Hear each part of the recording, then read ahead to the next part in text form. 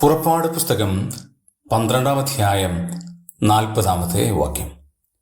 Israel മക്കൾ മിസ്രൈമിൽ കഴിച്ച പരദേശവാസം 430 സംവത്സരമായിരുന്നു. 430 സംവത്സരത്തിൽ 400 വർഷവും ഇസ്രായേൽ മക്കൾ മിസ്രൈമിൽ അടിമകളായിരുന്നു എന്നുള്ളത് നാം ഓർക്കേണ്ട ഒരു പ്രധാന കാര്യമാണ്. അവർ അനുഭവിച്ച ആ പരദേശവാസത്തിൽ ഏതെല്ലാം തരത്തിലുള്ള ബുദ്ധിമുട്ടുകൾ അവർ അഭിമുഖീകരിക്കുവാനിടയായി. മറ്റുള്ളവർ അവരെ പീഡിപ്പിച്ചു. മിസ്രൈമർ അവരെ കൊണ്ട് പണിയെടുപ്പിച്ചു. അവർ കഷ്ടത കൊണ്ട് സ്വർഗത്തിലെ ദൈവത്തിങ്കിലേക്ക് മുഖം തിരിച്ചു. ദൈവത്തോട് അവർ നിലവിളിച്ചു. ഞങ്ങളെ രക്ഷിക്കണമേ എന്ന് ദൈവത്തോട് പറഞ്ഞ വാക്ക് ദൈവം കേട്ടു.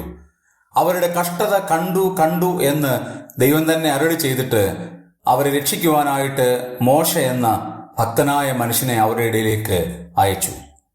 നാം ഇവിടെ ഓർക്കേണ്ട ഒരു കാര്യം, 430 വർഷം പരദേശ പ്രയാണത്തിൽ 400 വർഷവും അവർ ഏറ്റവും വലിയ അടിമകളായി കഴിയുകയാണ്.